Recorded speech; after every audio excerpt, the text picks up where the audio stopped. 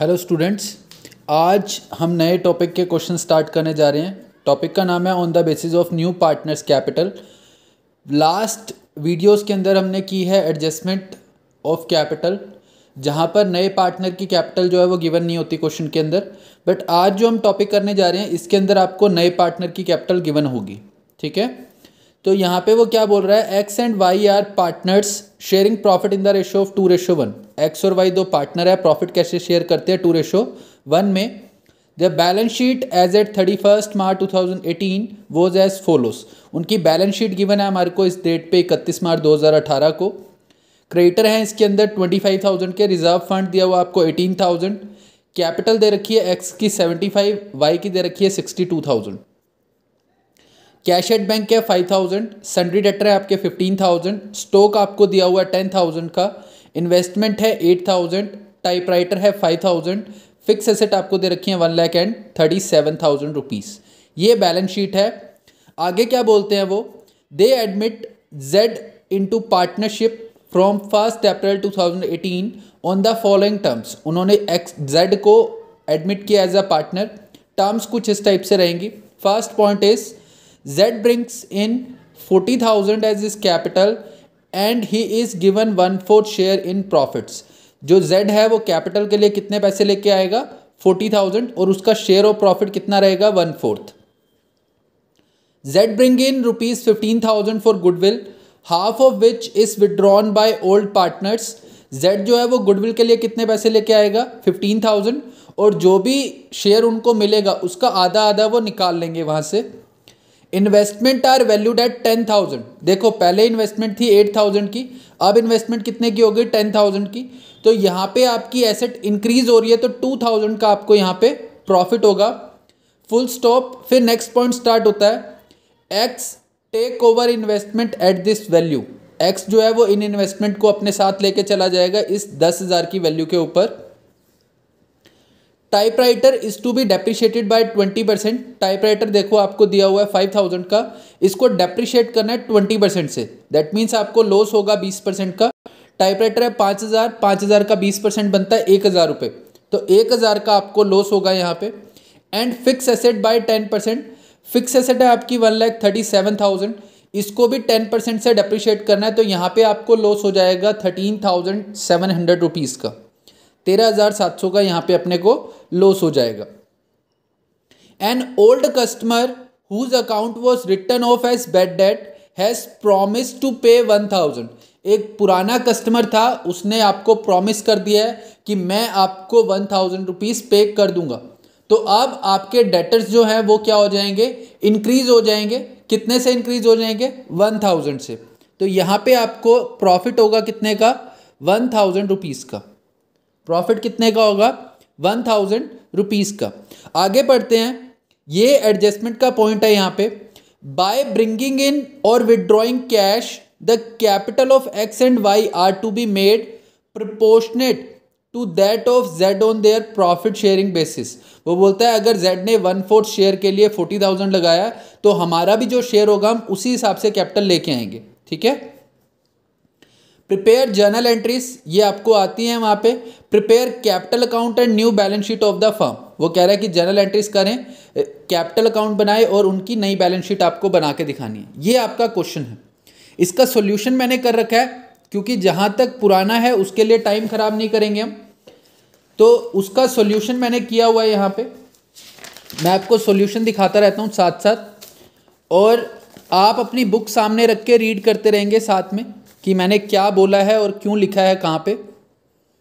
First point था investment are valued at 10,000।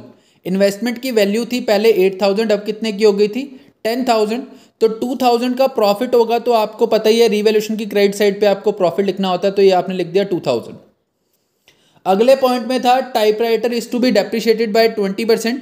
Typewriter आपके लिए एसेट है और वो रिड्यूस होगी तो आपको लॉस होगा। लॉस होगा तो आपको डेबिट साइड पे नोट करना है कितने का लॉस होगा 1,000 का।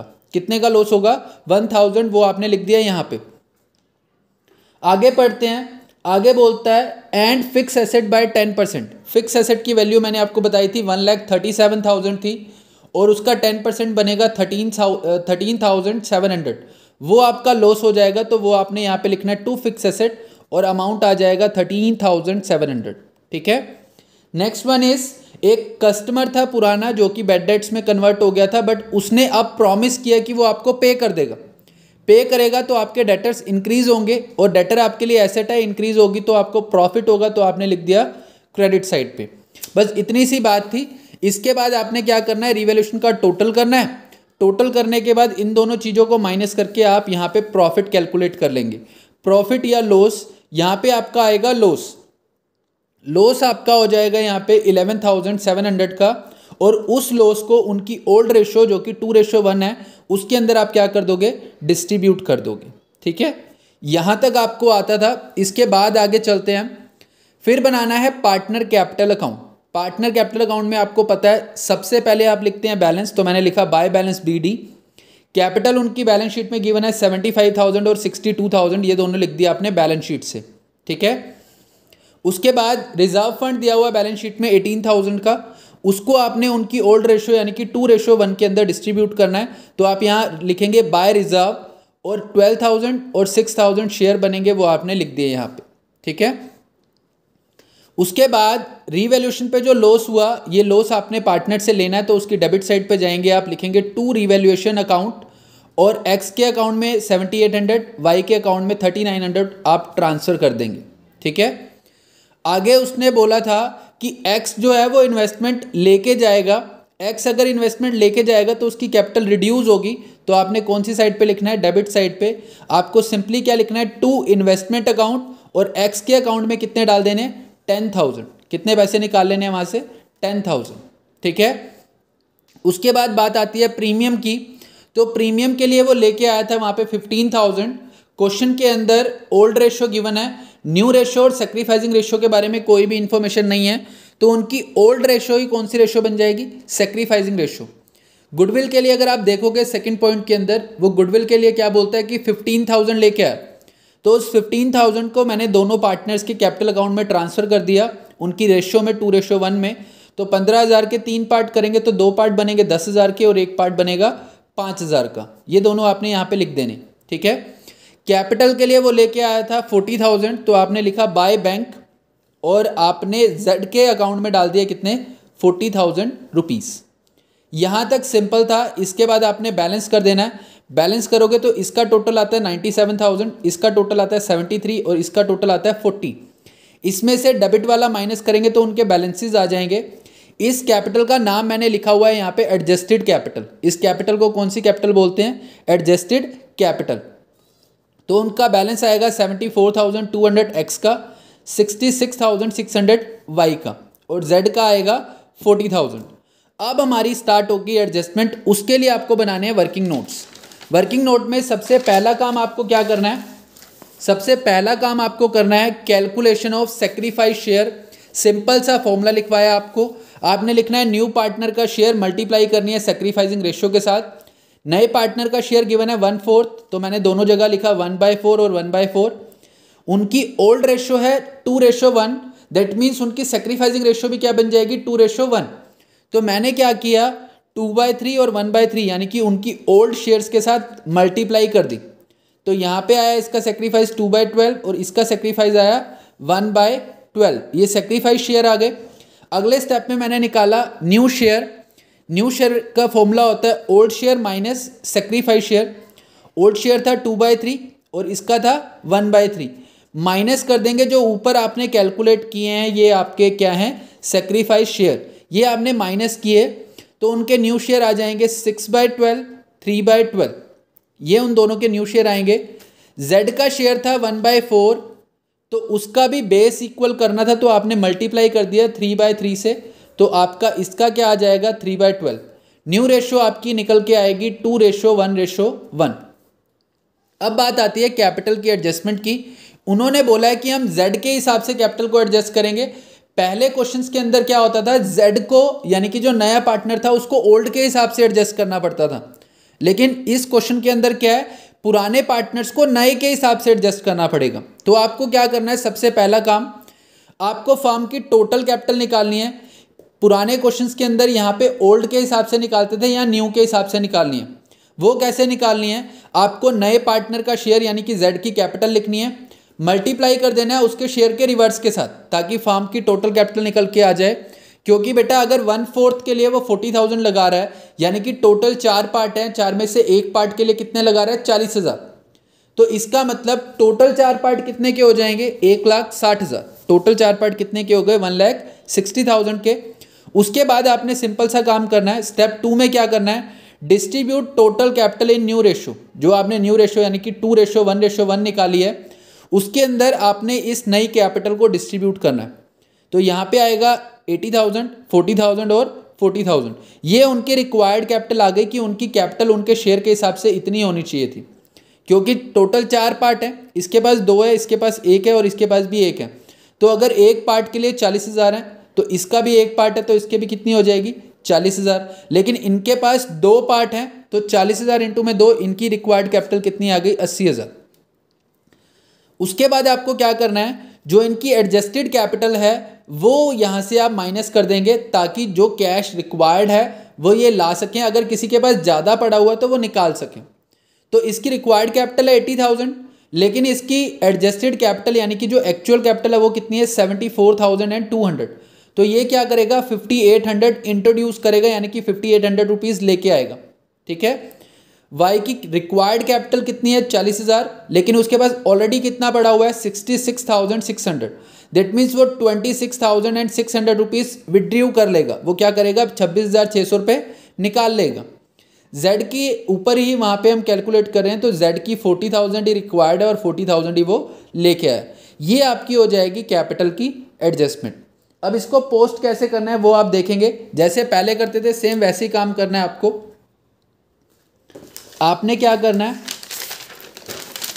आपने सिंपली यहाँ पे लिखनी है। अब देखो इसको करना कैसे है, सबसे पहले आपको बैलेंस करे हुए हैं, उसके बाद आपको अकाउंट्स को थोड़ा सा इंक्रीज करना है। जो इनकी एडजस्टेड कैपिटल आई है यही आप यहाँ ट्रांसफर करोगे, लिखोगे आप बाय बैलेंस BD। ये इनकी कौन सी है, एडजस्टेड कैपिटल। और टू बैलेंस CD में यहाँ पे आपको क्या लिखनी है, रिक्वायर्ड कैपिटल। कौन सी कैपिटल लिखनी है, रिक्वायर्ड कैपिटल, जो पीछे आपने लिखी थी, यानी कि इसकी रिक्वायर्ड कैपिटल है 80, इसकी है 40 और इसकी भी है 40। तो अब यहाँ पे इनकी कैपिटल होनी चाहिए थी 80,000, बट है कितनी, 74,200। तो ये लेके आएगा पैसे, तो आप लिखेंगे बाय बैंक अकाउंट। कितना कैश आएगा, 5,800 रुपीज़। तो इसकी कैपिटल कितनी हो जाएगी, 80,000। यहाँ पे भी कितना आ जाएगा, 80,000।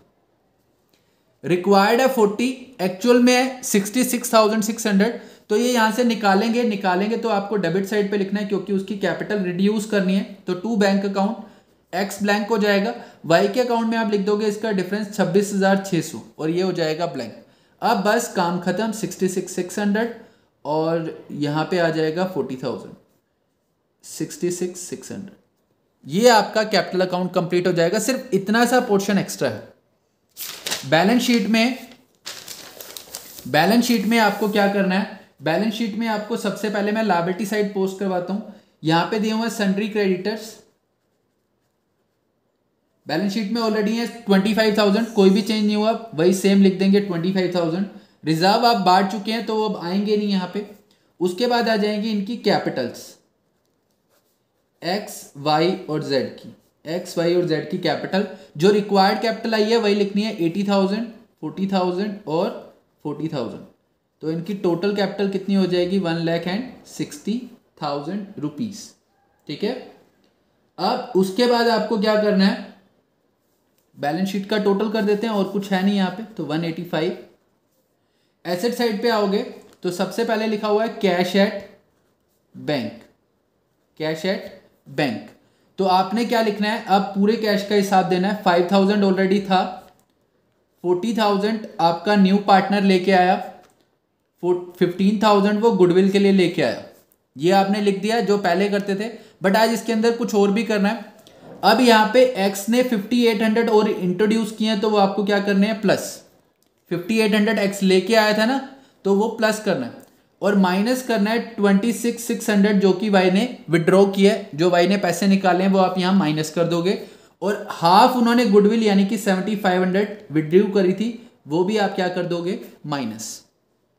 सिंपली पहले कैश का बैलेंस लिखेंगे, फिर जो नए पार्टनर की कैपिटल है वो लिखेंगे, फिर उसके बाद जो प्रीमियम फॉर गुडविल लेके आया वो लिखेंगे।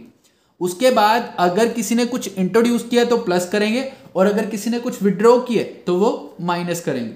तो ये प्लस माइनस करने के बाद आपका बैलेंस आएगा 31,700। उसके बाद आपके सन्ड्री डेटर्स, ऑलरेडी आपके डेटर्स थे 15,000 के, 1,000 का इस पे आपको प्रॉफिट हुआ था तो ये आपके हो जाएंगे 16,000 रुपीज़।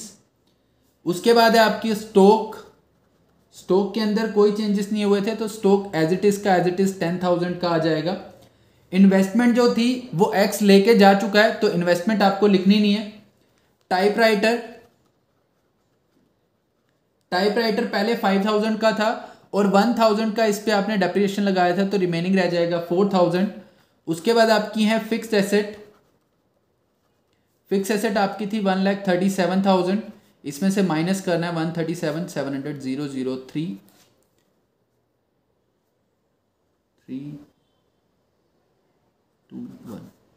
1,233,000 और यहाँ पे भी टोटल आपका आएगा 1,85,000।